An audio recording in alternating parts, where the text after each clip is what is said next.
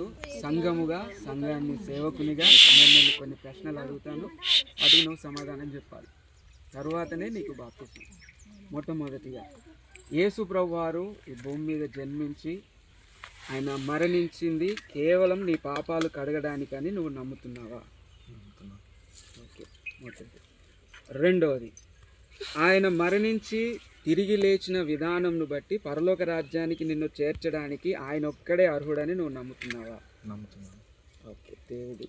అదేవిధంగా నీవు చేసే ప్రతి పనిలో సంఘాన్ని జ్ఞాపకం చేసుకొని నీ యొక్క దశం భాగం తీసి సంఘానికి ఇవ్వడానికి నువ్వు ఒప్పుకుంటున్నావా?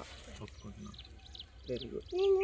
నీవిచ్చిన ఆన్సర్ని బట్టి, దేవుడు చూస్తున్నటువంటి అధికారంను బట్టి, సంఘము నాకు ఇచ్చిన అధికారంను బట్టి తండ్రి యొక్కయు కుమారుని యొక్కయు పరిశుద్ధాత్మ నామంలో నీకు బాప్తిసం ఇస్తున్నాను. ఫస్ట్ మోకాళ్ళు అయితే ఎట్లుండదో నీకు పరిస్థితి. వెరీ గుడ్, దేవుని చూస్తాం. కరెక్ట్గా ఉన్నావు. ముందు వెయిటే కొంచెం ప్రాబ్లం.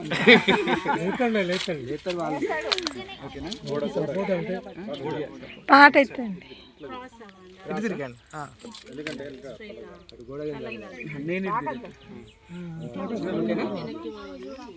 ఏం కాదు, మునుగుతూ ఇద్దరం మునుగుదాం, ఏం కాదు. ఓకేనా? Very good. కళ్ళు మూసుకో, చిన్న ప్రార్థన చేద్దాం. కృపగల తండ్రి, మీకు వందనాలు, స్తోత్రాలు. ఇదిగో మీ కుమారుడు, ఇదిగో మోజెస్ని నాయన ప్రభా, అదేవిధంగా మనోజ్ని మీరు జ్ఞాపకం చేసుకున్నారు.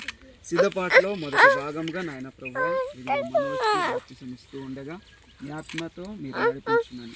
దేవా, మీ కృపగల హస్తాలకు నజరేయుడు మా ప్రభువును రక్షకుడైన యేసుక్రీస్తు శుభనామములో ప్రార్థన అడుగుచున్నాను మా ప్రియ పరలోకపు తండ్రి. తండ్రి యొక్కయు కుమారుని యొక్కయు పరిశుద్ధాత్మ నామంలో నీకు బాప్తిసం ఇస్తున్నాను.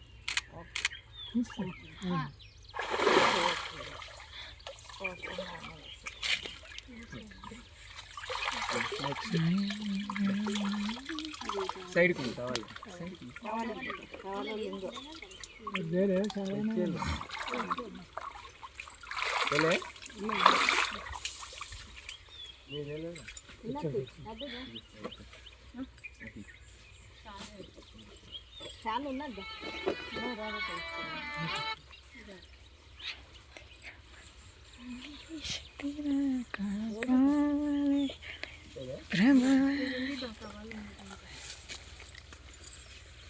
నీళ్ళు నన్ను ఊపుతున్నాయి.